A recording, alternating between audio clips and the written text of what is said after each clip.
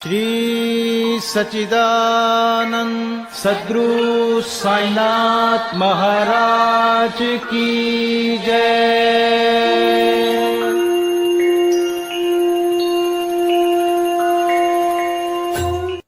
आदरणीय साईं भक्तों, आप सभी को हृदय की गहराइयों से सादर प्रणाम।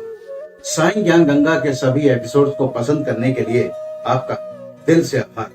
आशा करते हैं कि साईं ज्ञान गंगा का ये नया वीडियो भी आपको अवश्य पसंद आएगा। पसंद आने पर आप इसे लाइक कीजिएगा, ज्यादा से ज्यादा शेयर कीजिएगा और अगर आपने अभी तक हमारे चैनल को सब्सक्राइब नहीं किया है तो अभी सब्सक्राइब कीजिएगा। आज वीडियो के अंत में हम आपको बताने वाले हैं बाबा का एक ऐसा मंत्र जिसको अगर आपने अपने जीवन में अपना लिया, अपने जीवन में उसका आपने क्रम से पालन करना शुरू कर दिया तो यकीन मानिए आपके जीवन में सुख समृद्धि का आप अनुभव करेंगे, प्रॉस्पेरिटी का अनुभव करेंगे, पॉजिटिविटी का अनुभव करेंगे और आत्म संतुष्टि का अनुभव करेंगे। लेकिन ये सब वीडियो के अंत में। फिलहाल आइए आगाज करते हैं साईं ज्ञान गंगा के इस एपिसोड। ओम साईं श्री साईं जय जय साईं, ओम साईं श्री साईं जय जय साईं, ओम साईं श्री साईं जय जय साईं, ओम साईं श्री साईं जय जय साईं, ओम साईं श्री साईं जय जय साईं, ओम साईं श्री साईं जय जय साईं।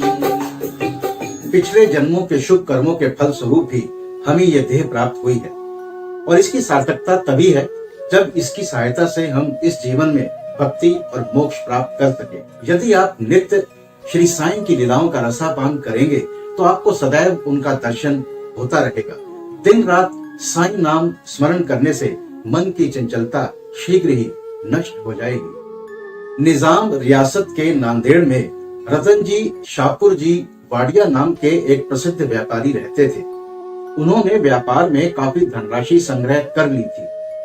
उनके पास बेजोड़ संपत्ति, खेत और धरोहर तथा कई प्रकार के पशु, घोड़े, गधे, खच्चर आदि और गाड़ियां भी थी। वे अत्यंत भाग्यशाली थे।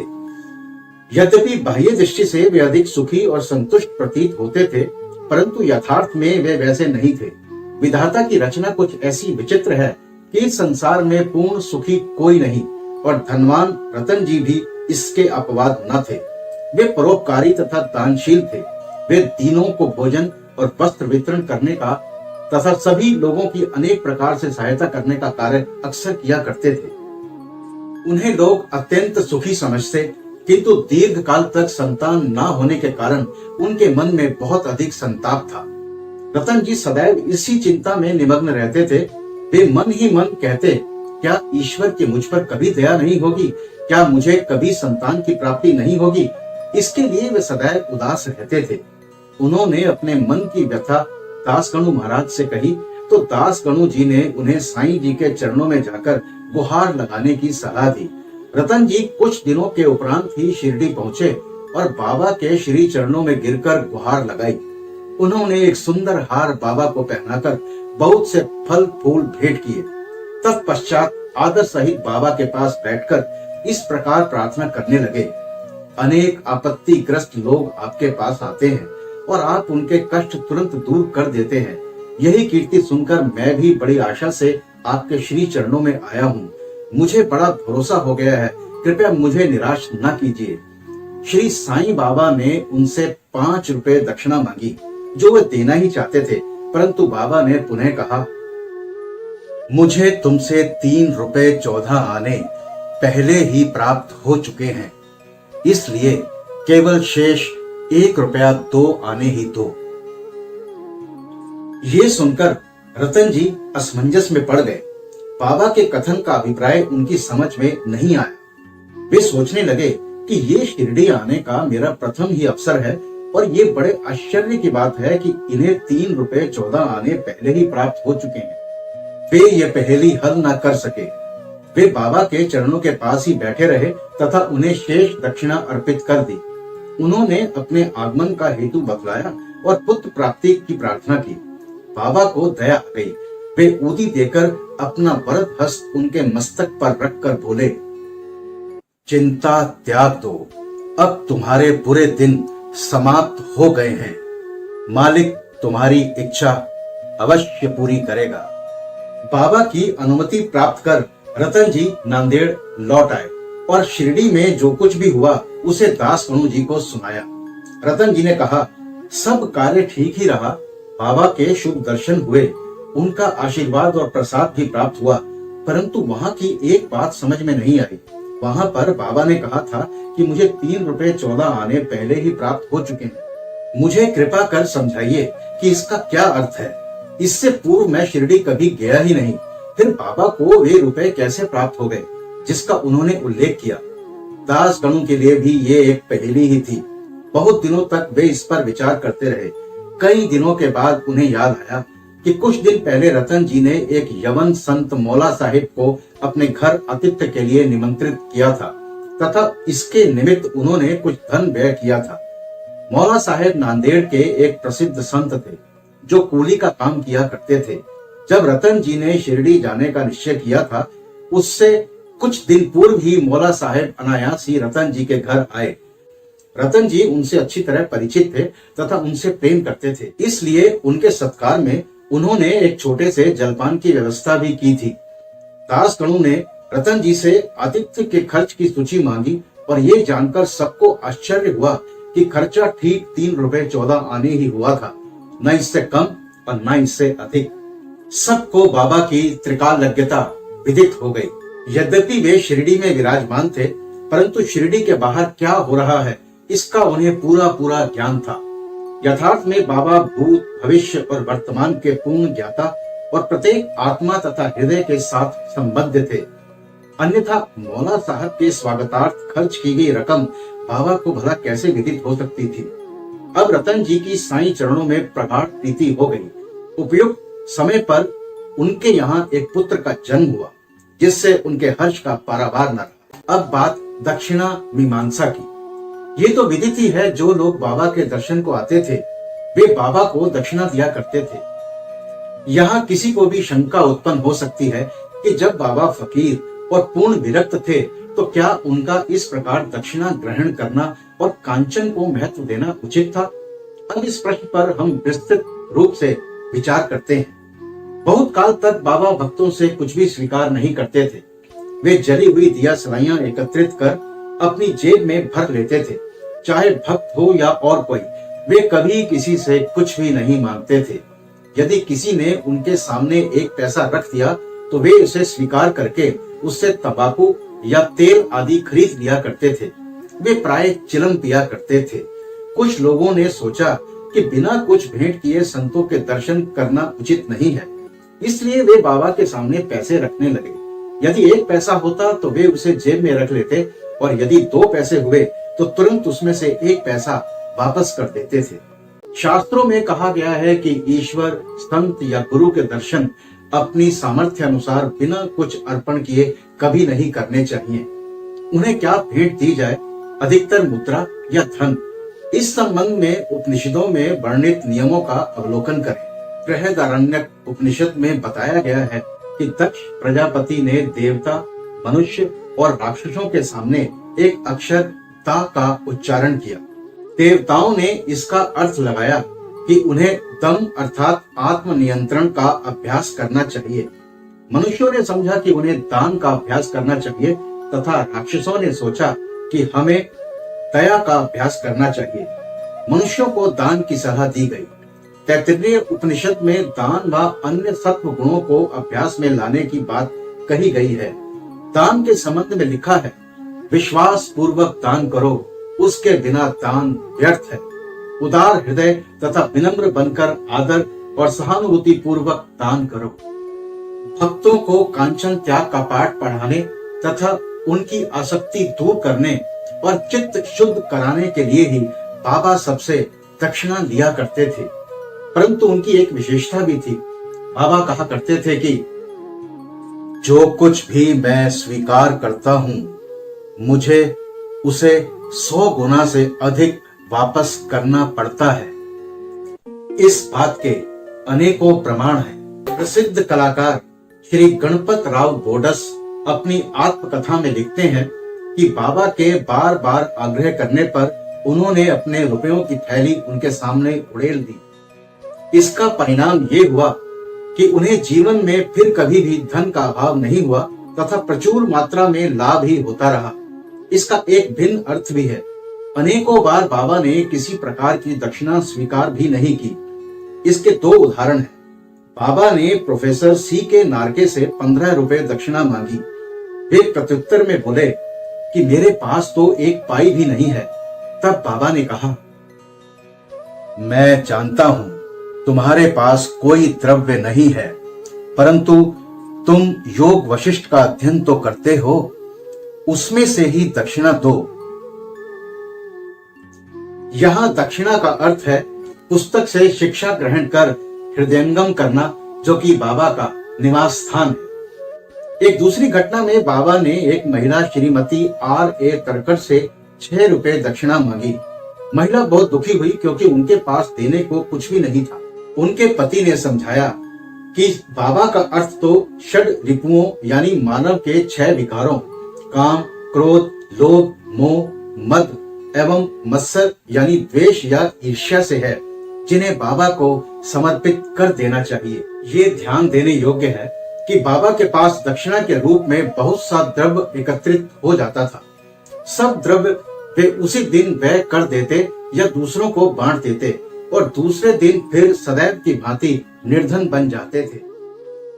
जब उन्होंने महासमाधि ली तो 10 सालों तक हजारों रुपया दक्षिणा मिलने पर भी उनके पास बहुत ही थोड़ी सी राशि शेष बची थी। संक्षेप में दक्षिणा लेने का मुख्य उद्देश्य तो भक्तों को केवल त्याग व शुद्धिकरण का पाठ ही सिखाना था।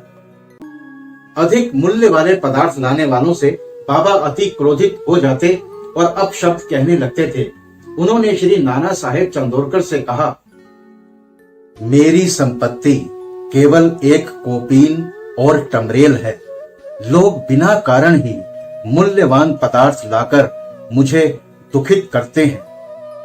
कामिनी और कांचन मार्ग में 2 बाधाएं हैं और बाबा ने इसके लिए 2 पाठशालाएं खोली थी, यथा दक्षिणा ग्रहण करना और राधा कृष्ण माई के यहाँ भेजना, इस बात की परीक्षा करने के लिए कि क्या उनके भक्तों ने इन आसक्तियों से छुटकारा पा लिया है या नहीं। इसीलिए जब कोई आता तो वे उनसे दक्षिणा मांगते और उनसे शाला में यानी राधा कृष्ण माई के घर जाने को कहते। यदि वे इन परीक्षाओं में उत्तीर्ण हो गए, अर्थात ये सिद्ध हुआ कि वे कामिनी और कांचन की आसक्ति से विरक्त हैं, तो बाबा की कृपा और आशीर्वाद से उनकी आध्यात्मिक उन्नति निश्चय ही हो जाया करती थी। आपको याद होगा कि हमने साईं ज्ञान गंगा के 6ठे एपिसोड यानी श्री साईं सचरित्र के 6ठे अध्याय में जिक्र किया था कि शिरडी में रामनवमी उत्सव की शुरुआत कैसे हुई और कैसे पहले ही वर्ष इस अवसर पर कीर्तन करने के लिए एक अच्छे हरिदास के मिलने में क्या क्या कठिनाइयां हुई। अब दास गणों की कीर्तन पद्धति का वर्णन करते हैं। बहुधा हरिदास कीर्तन करते समय एक लंबा अंगरखा और पूरी पोशाक पहनते हैं। वे सिर पर फेंटा या साफा बांधते हैं और एक लंबा कोट तथा भीतर कमीज, कंधे पर गमछा और सदैव की भांति एक लंबी धोती पहनते हैं। एक बार गांव में कीर्तन के लिए जाते हुए दास गणु इसी रीति से सज धज कर बाबा के पास प्रणाम करने पहुंचे। बाबा उन्हें देखते ही कहने लगे, अच्छा दूल्हे राजा, इस प्रकार बन ठन कर कहाँ जा रहे हो? उत्तर मिला कि कीर्तन के लिए जा रहा हूँ। बाबा ने पूछा, कीर्तन के लिए चमकीले कोट, गमछा और फेंटे, इन सब की आवश्यकता ही क्या है? इनको अभी मेरे सामने ही उतारो। इस शरीर पर इन्हें धारण करने की कोई आवश्यकता नहीं है।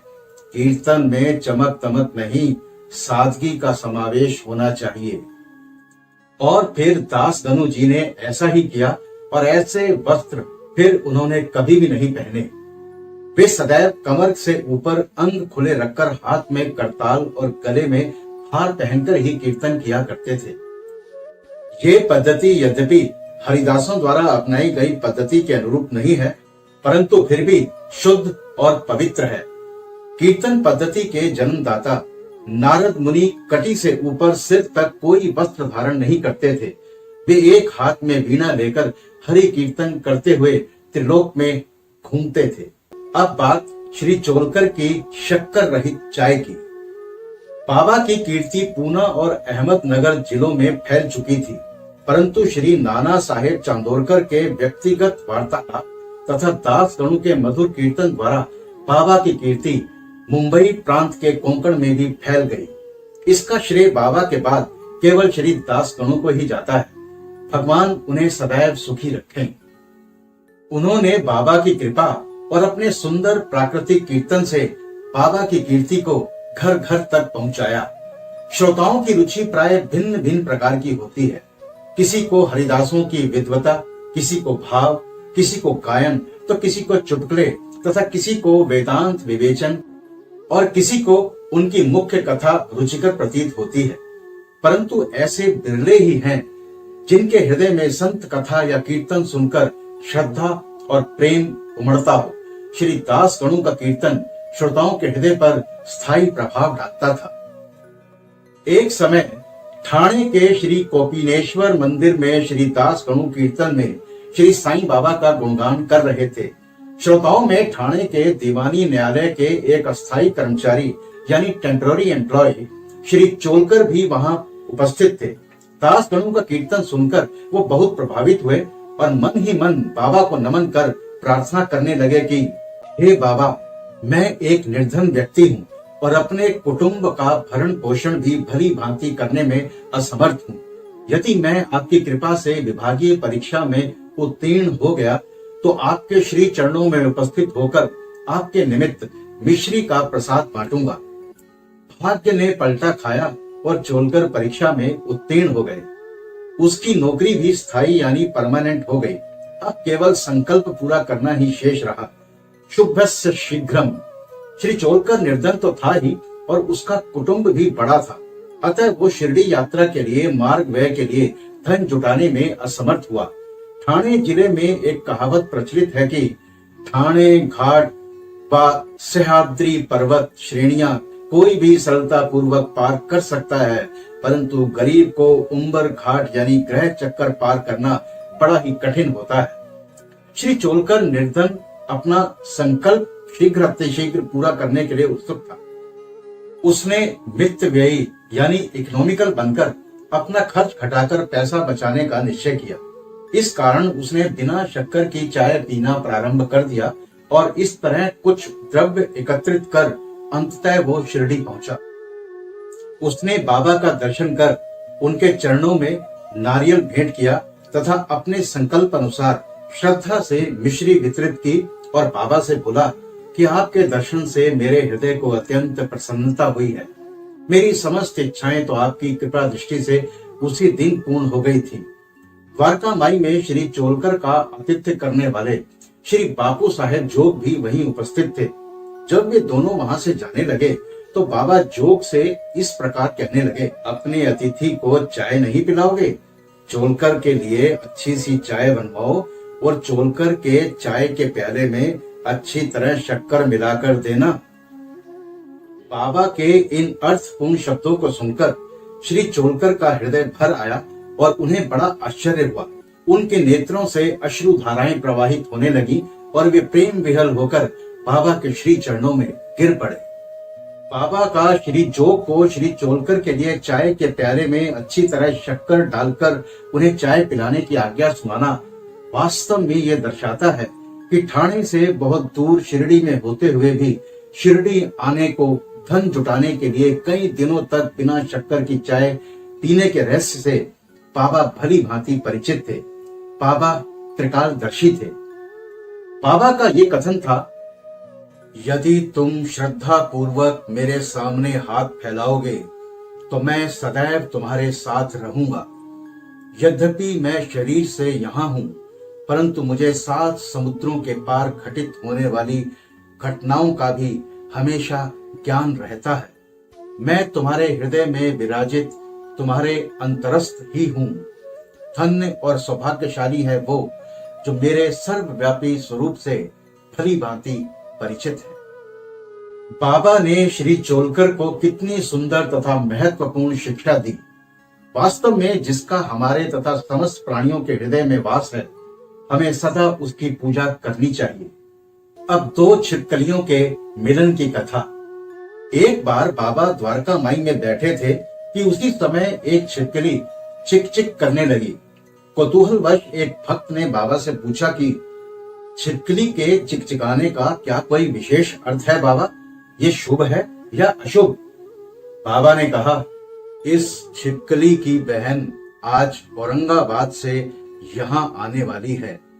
बहुत दिनों बाद आज इन दोनों का मिलन होने वाला है, इसलिए ये प्रसन्नता से फूली नहीं समा रही है।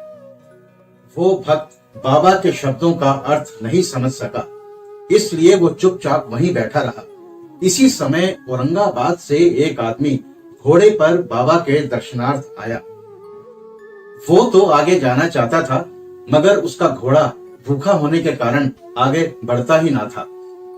तब उसने चना लाने के लिए एक थैली निकाली और धूल झटकारने के लिए उसे जमीन पर फटकारा, तो उसमें से एक छिपकली निकली और सबके देखते ही देखते वो दीवार पर चढ़ गई। बाबा ने प्रश्न करने वाले भक्त से ध्यान पूर्वक देखने को कहा। छिपकली तुरंत ही गर्व से अपनी बहन के पास पहुंच गई थी। दोनों बहनें बहुत देर तक एक दूसरे से मिली और परस्पर चुंबन व आलिंगन कर चारों ओर घूम घूम कर प्रेम पूर्वक नाचने लगी। कहाँ शिरडी और कहाँ औरंगाबाद। किस प्रकार एक आदमी घोड़े पर सवार होकर थैली में छिपकली को लिए वहां पहुंचता है और बाबा को उन दो बहनों की भेंट का पता कैसे चल जाता है। ये सब घटना बहुत ही आश्चर्यजनक है और बाबा की सर्वव्यापकता की द्योतक है। बाबा सबके सुधि रखे, को का कहूँ कराए, सुमिरन श्रवण करे मनन, सकल मनोरथ पाए।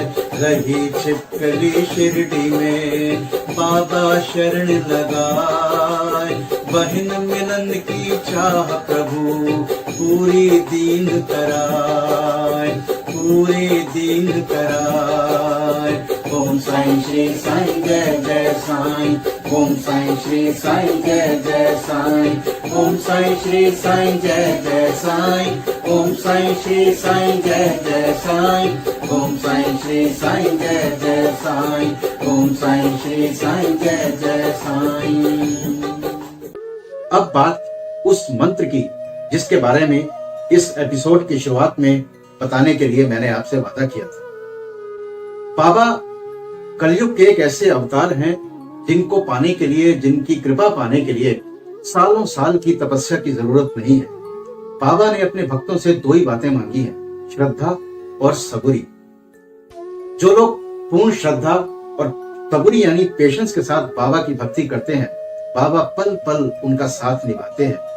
और बाबा का एक ऐसा मंत्र है जो कि बहुत ही सरल है, आप उसे जानते हैं।